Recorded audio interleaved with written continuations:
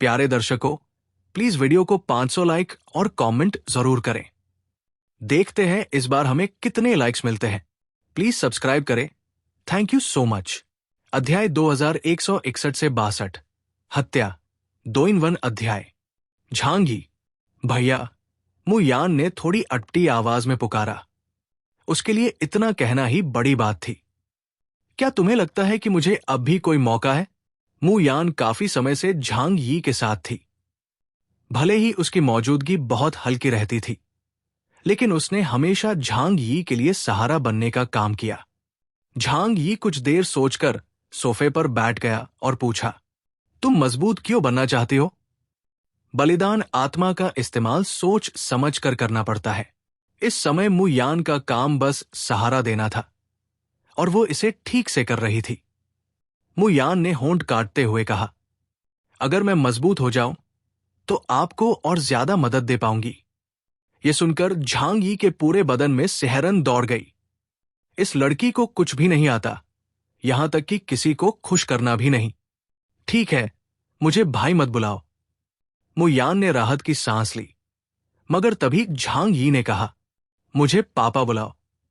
मु यान, उसका चेहरा अजीब हो गया और झांग यी हंस पड़ा।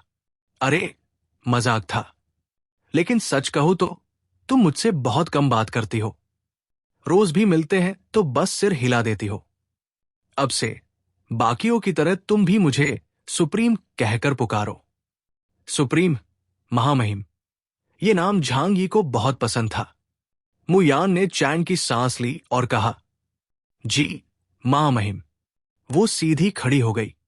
अगर आप मुझे ये मौका देंगे तो मैं इसे पूरी तरह से पकड़ लूंगी और आपको निराश नहीं करूंगी। झांग यी कुर्सी पर टिककर गहरी सोच में पड़ गया। अगर उसे अभी बलिदान आत्मा की जरूरत नहीं है तो वो इसे बाद के लिए बचा सकता है या परिवार के किसी और को दे सकता है। वो बेकार में इसे खर्च नहीं करता। काफी देर तक सोचने के बाद उसने मु यान की तरफ देखा और कहा, मुझे अभी तुम्हारी लड़ाई की ताकत नहीं चाहिए। अगर तुम इप्सिलन तक पहुंची तो अच्छा होगा अगर तुम अपनी सहायक शक्ति को और बढ़ाने पर ध्यान दो। मु यान के स्तर और काबिलियत को देखते हुए आगे बढ़कर वो बस सफेद रथ स्तर की म्यूटेंट बन सकती थी। झांग यी को इस स्तर की लड़ाई की क्षमता की कमी नहीं थी, मगर अगर वो सहारा देने वाली शक्ति बनाती है तो बात अलग होगी। जैसे लू केरन और झो केर, उनकी भूमिका तो किसी बड़े स्तर के एलियन से भी ज्यादा है। इसे हमेशा याद रखना, तभी मैं तुम्हें बलिदान आत्मा दूंगा। झांग यी जानबूझकर मु यान के दिमाग में ये बात डाल रहा था। डेल्टा से इप्सिलन का सफर मतलब एक नई जिंदगी की तरफ बढ़ना है। इस दौरान उसकी शक्ति भी बदल जाएगी, और शक्ति हमेशा इंसान के सोच से निकलती है।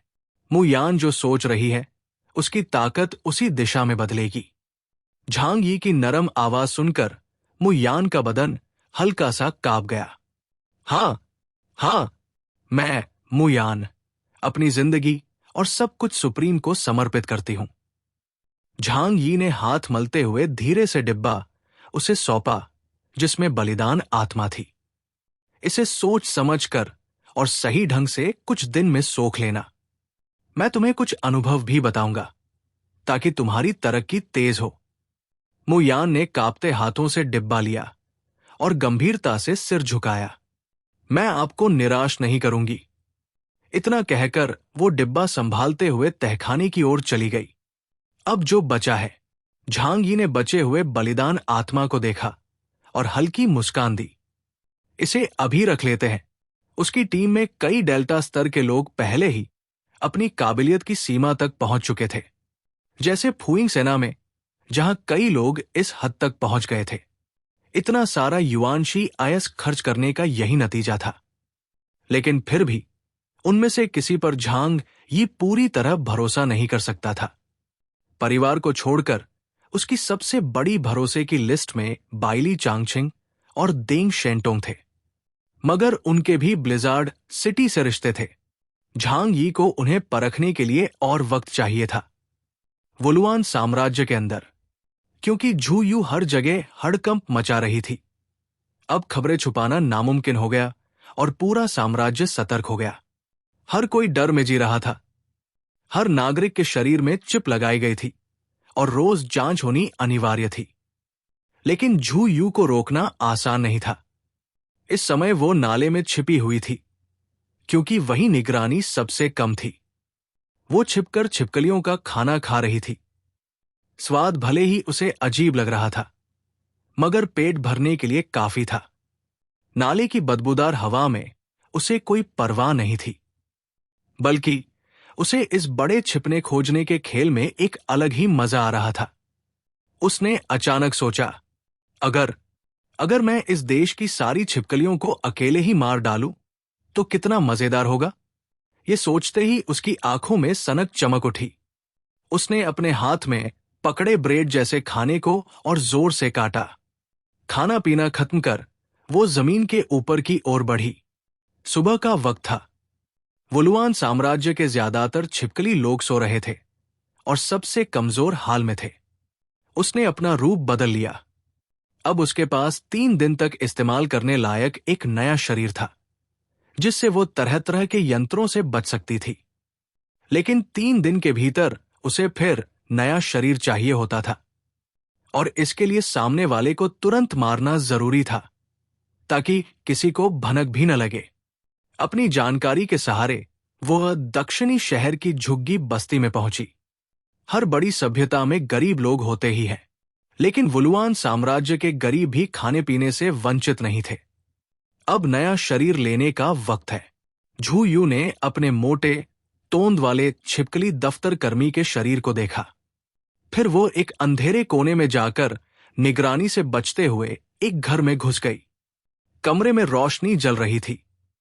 अब लोग रात को बत्ती बुझाकर नहीं सोते थे, क्योंकि इस अंधाधुंध हत्यारे के डर से किसी की हिम्मत नहीं थी। अंदर एक पिता सोफे पर बैठा था, हाथ में लेजर बंदूक लिए। चारों तरफ आवाज करने वाले जार और घंटियां रखी हुई थी। काफी सतर्क था, मगर सब बेकार। बिना कुछ कहे झू यू काली परछाई बनकर झपटी और पलक झपकते ही उसका शरीर निगल लिया। उसके पास रिएक्ट करने का टाइम ही नहीं था कि उसका दिमाग कंट्रोल हो गया और वो अपने हाथ में पकड़ी गन का ट्रिगर भी नहीं दबा पाया। झू वायु ने जल्दी से उसका शरीर एब्जॉर्ब कर लिया और उसकी मेमोरी पर भी कंट्रोल ले लिया। घर में 3 लोग हैं। झू वायु ने सांस छोड़ी और खड़ी हो गई। अच्छा होता अगर ये कोई अकेला रहने वाला होता। वो ज्यादातर लोगों को धोखा दे सकती थी, लेकिन जिस शख्स के शरीर पर कब्जा हुआ है, उसके अपने करीबी रिश्तेदारों को धोखा नहीं दे सकती, क्योंकि यादें तो निगल ली जा सकती हैं, मगर अपनी आदतें और बर्ताव बदला नहीं जा सकता। ये बहुत खतरनाक था। इसलिए वो पीछे की ओर चली गई। जब उसने दरवाजा खोला तो देखा कि एक फीमेल लिजर्डमैन अपने बच्चे को बाहों में लिए सो रही थी। दोनों एक दूसरे को कसकर पकड़े हुए थे। पता नहीं क्या कोई बुरा सपना देखा था। उनकी भौहें सिकुड़ी हुई थी। झू वायु ने जरा भी हिचकिचाहट नहीं दिखाई और सीधे उस परिवार के 3 लोगों को खत्म कर दिया, क्योंकि वो एलियन जाति से थे और ऊपर से दुश्मन भी, इसलिए उन पर दया दिखाने की जरूरत नहीं थी। जैसे ये लिजर्ड पीपल खुशी से ताली बजाते जब वो खबर सुनते कि उनके सम्मानित गॉड ऑफ वॉर झेंग लो ने हजारों इंसानों को डुबाने के लिए समुद्र तूफान छोड़ने का आदेश दिया है। लेकिन उस परिवार के 3 लोगों को मारने के बाद झू वायु को तुरंत वहां से निकलना पड़ा, क्योंकि उनके शरीर में लगे बायोचिप जरूर अलार्म बजाने लगते। झू वायु वहां से निकल गई और दूसरे घर में जाने का सोचा, ताकि कोई अकेला रहने वाला ओटकू मिल जाए। आखिरकार अगर कोई ओटकू मर भी जाए तो किसी को पता नहीं चलेगा। वो मुड़ी और निकलने ही वाली थी, लेकिन जैसे ही हॉल के झूमर के नीचे से गुजरी, अचानक एक खतरनाक आभास उसके ऊपर टूट पड़ा। झू वायु की आंखें सिकुड़ गई और वो तेजी से पलटी, कुछ करने ही वाली थी। लेकिन उसके हाथ उठने से पहले ही उसकी गर्दन पर एक पतली लकीर उभर आई।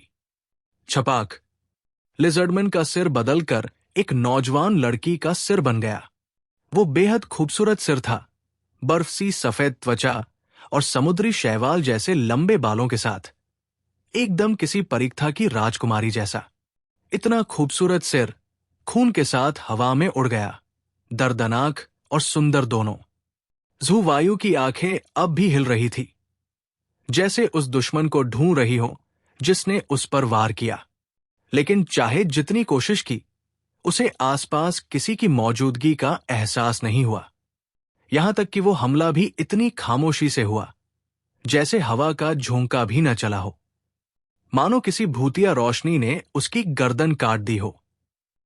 उसी दिन वुलुयन एम्पायर की फौज ने हमेशा की तरह उस निर्जन टापू से संपर्क किया। यहां मिलिट्री हेडक्वार्टर्स बोल रहा है, आज के मिशन की प्रगति बताइए। यहां स्पाइडर्स डेन, हमने आज फिर इंसानों के एक झुंड का शिकार किया। इंसान अब और ज्यादा सक्रिय हो रहे हैं और हमारे लगाए हुए जाल अब उनके लिए बहुत बड़ा लालच बन चुके हैं। मुझे यकीन है जल्द ही केओस उस जाल में फंस जाएगा। ठीक है, आगे बढ़ते रहो, हम तुम्हारी जीत की खबर का इंतजार कर रहे हैं।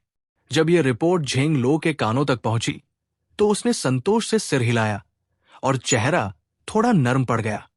इस मामले में जल्दीबाजी नहीं करनी चाहिए। ये चालाक इंसान इतनी आसानी से धोखा खाने वाले नहीं, लेकिन उनकी लालची फितरत उन्हें जरूर जाल में फंसाएगी। बस अगर मैं उस टाइम एंड स्पेस सिस्टम वाले आदमी को मार दूं तो हुएक्सू किंगडम के लिए कोई खतरा नहीं बचेगा। झेंग लो की आंखें तेज चमकी। उसे मानना पड़ा कि झंग यी की तरक्की की रफ्तार डराने वाली है।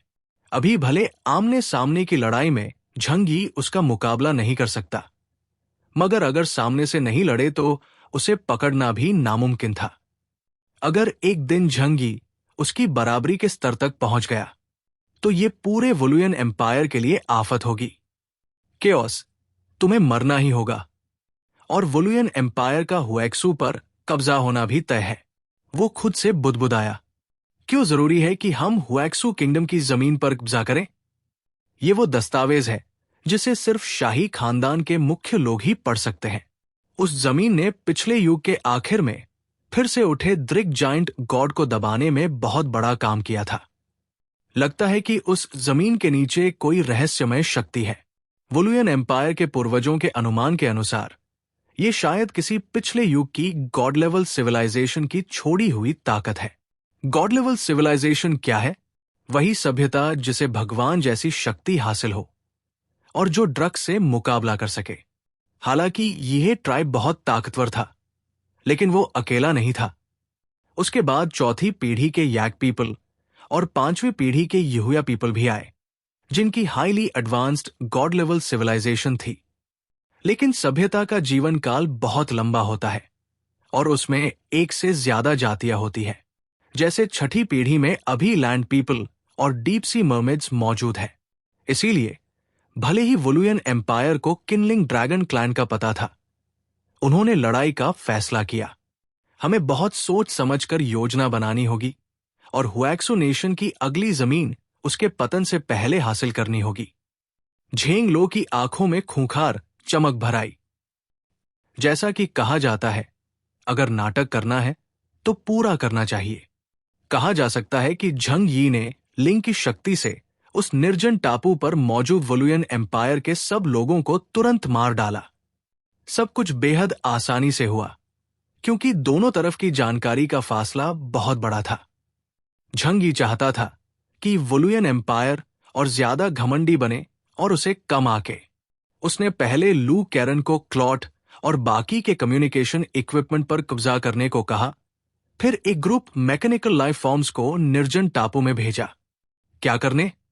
बस ये दिखाने के लिए कि वहां अब भी एलियन मौजूद है। झंग यी ने भी कोई रहम नहीं दिखाया। जो भी एलियन टीम डंजन के करीब आती, वो सबको मार डालता। दुनिया की बड़ी बड़ी ताकतों के एलियंस को मालूम हो गया कि यहां कुछ गड़बड़ है, तो वो नहीं आए। बाद में यहां इतने लोग मर गए कि छोटी मोटी ताकतों के एलियंस भी आना बंद कर दिए। जो आए वो अकेले घूमने वाले या छोटी ऑर्गेनाइजेशंस के लोग थे जो अपना भविष्य संवारना चाहते थे। झंग यी ने उन पर भी रहम नहीं दिखाया और उस निर्जन टापू को उनके खून से लाल कर दिया। ताकि वुलियन एम्पायर को किसी गड़बड़ का एहसास न हो। जहां तक उस टापू पर रखे डूम्सडे वेपन्स का सवाल था, झंग यी ने लू कैरन से उन्हें डिसमेंटल करने को कहा। लू केयान ने जैसे ही उनका अध्ययन किया, तुरंत समझ लिया टेक्नोलॉजी लेवल वाकई बहुत ऊंचा था, लेकिन टेक्नोलॉजी लव डेथ गॉड जैसी ही थी। मौजूद न्यूक्लियर मटेरियल्स का इस्तेमाल करके यहां तक कि तैयार लव डेथ गॉड्स को भी ट्रांसफॉर्म और अपग्रेड किया जा सकता था। खांसी, ये काम कौन करेगा, ये कहने की जरूरत नहीं, बिल्कुल चीफ मैकेनिकल इंजीनियर लू कैरन। जब वाकई बड़ा युद्ध छिड़ेगा तो झंग यी, लू केयान और यांग जिंगसिन तीनों अपने अपने मुख्य जिम्मेदारियां संभालेंगे। Force deterrence, battlefield command, logistical armament provision, तीनों में से कोई भी कमी नहीं हो सकती। डेविल्स आई से लौटे हुए झंग यी को अब 4 महीने से ज्यादा हो चुके थे। आधा साल हो गया ब्लिजर्ड सिटी में गहमा गहमी थी और बहुत से एलियंस रोजाना लगातार ट्रेनिंग कर रहे थे। उन्हें यह नहीं पता था कि वो युद्ध जो 3 महीने में शुरू होना था, अब तक क्यों टल गया। अध्याय 2163, संयुक्त हमले का परिणाम। इतने लंबे समय तक प्रशिक्षण करने के बाद दोनों की क्षमताओं में इतना अच्छा तालमेल बन चुका था कि कई बार बिना बोले ही एक दूसरे की जरूरत समझ जाते थे। प्रशिक्षण मैदान पर मोटेशु ने अपनी बर्फ उड़ाने की क्षमता से पूरे मैदान को बर्फ और हिम से ढके एक विशाल अखाड़े में बदल दिया था।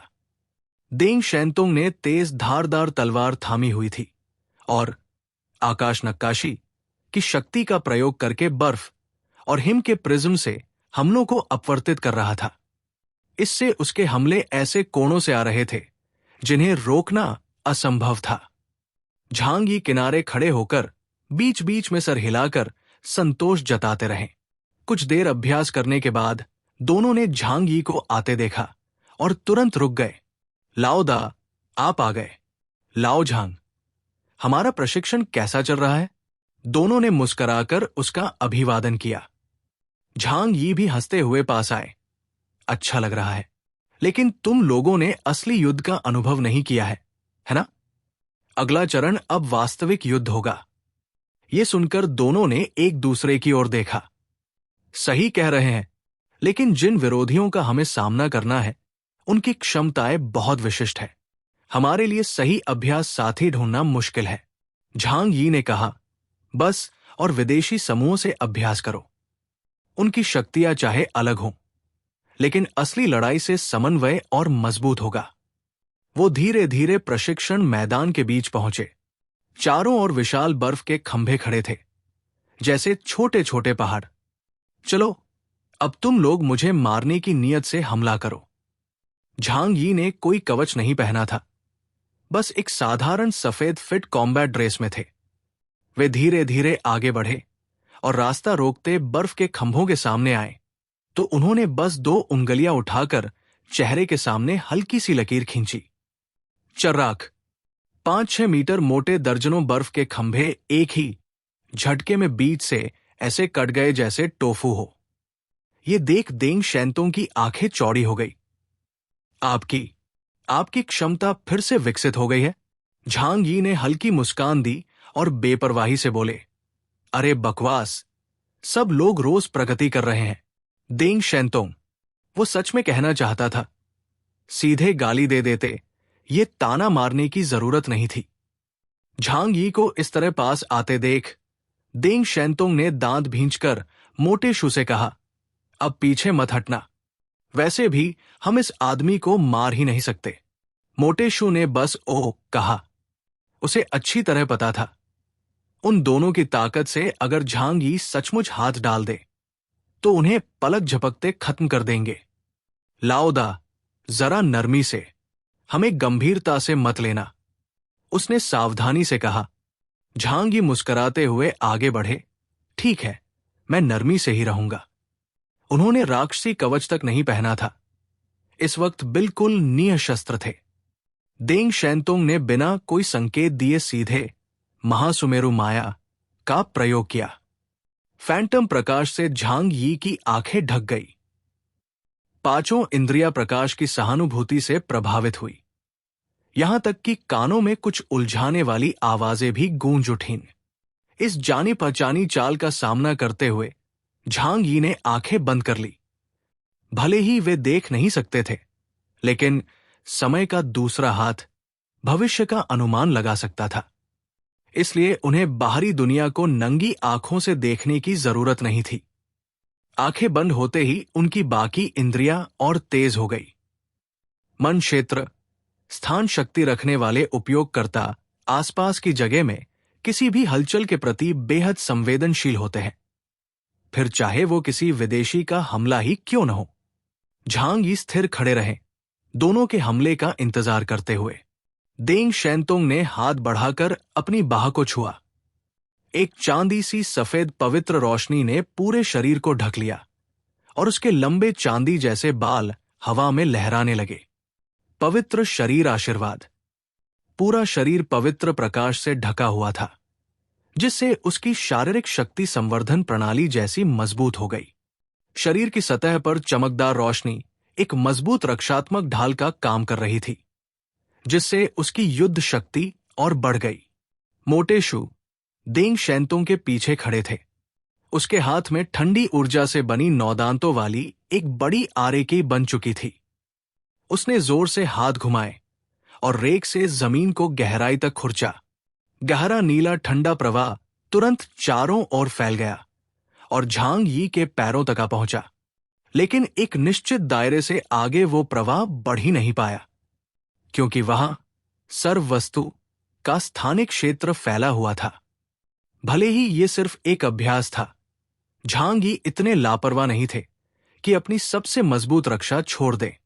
झांग यी के चारों ओर एक के बाद एक विशाल बर्फ के खंभे बनने लगे, जो दर्जनों मीटर ऊंचे हो गए और लगभग प्रशिक्षण मैदान की छत तक पहुंच गए। यिन तलवार की तेज गूंज सुनाई दी, मानो आसमान चीरती हुई ड्रैगन की गर्जना हो। पर जिस क्षण झांग यी ने वो आवाज सुनी, उसी समय उन्होंने देखा कि दर्जनों हमले अचानक शून्य से प्रकट होकर उनके शरीर के हर महत्वपूर्ण हिस्से पर वार कर रहे हैं।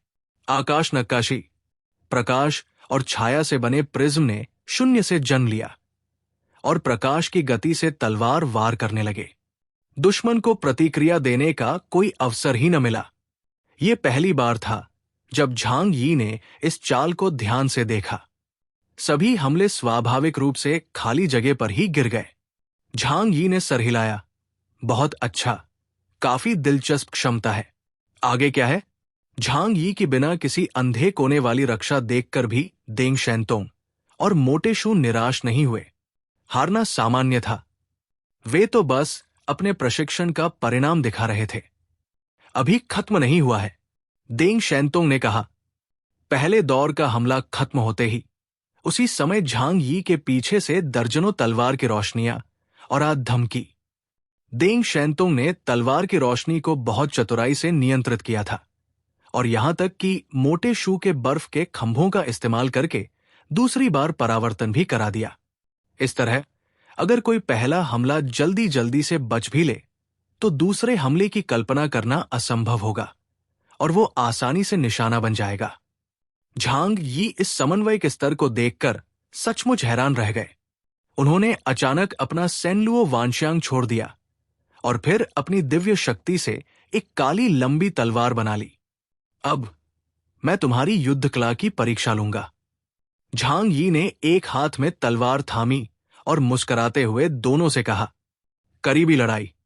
ऐसे युग में जहां अलौकिक शक्तियां हावी थी, युद्ध कला मानो बेकार हो चुकी थी।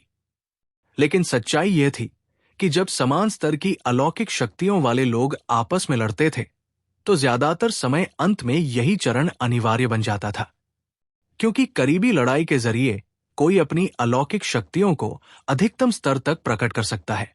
इससे दूर दराज से शक्ति छोड़ने में होने वाली ऊर्जा की खपत से बचा जा सकता है और अधिकतम मारक क्षमता पैदा की जा सकती है। एक और बेहद अहम बात यह थी कि करीबी लड़ाई में हमलों से बचना बहुत कठिन हो जाता है। जब देंग शैनतोंग ने सुना कि झांग यी युद्ध कला से भिड़ना चाहते हैं, तो उसने अचानक होठों के कोने ऊपर उठाए और हंस दिया।